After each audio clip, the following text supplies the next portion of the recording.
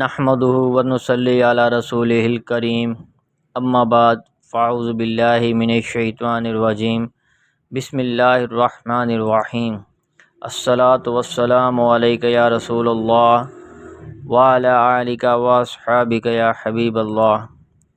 آج کا ہمارا حدیث کا بیان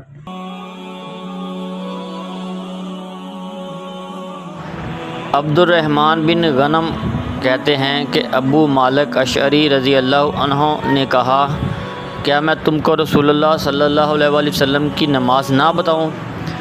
آپ نماز کے لیے کھڑے ہوئے، پہلے مردوں کی صف لگوائی، ان کے پیچھے بچوں کی، پھر آپ صلی اللہ علیہ وآلہ وسلم نے انہیں نماز پڑھائی۔ پھر ابو مالک رضی اللہ عنہ نے آپ کی نماز کی کیفیت بیان کی۔ پھر آپ صلی اللہ علیہ وآلہ وسلم نے فرمایا، میری امت کی نماز اسی طرح ہے۔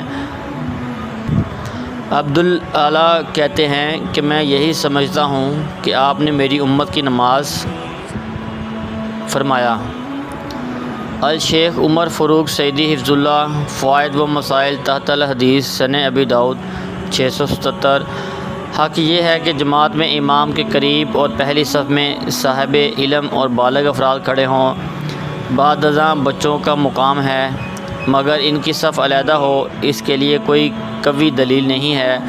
نمازی کم ہوں تو بچے بھی پہلی صف میں کھڑے ہو سکتے ہیں، جیسے کہ حضرت ابن عباس رضی اللہ عنہما کی حدیث سے ثابت ہے۔ یہاں بیان کرتے ہیں، میں صف میں داخل ہو گیا اور کسی نے مجھ پر انکار نہیں کیا۔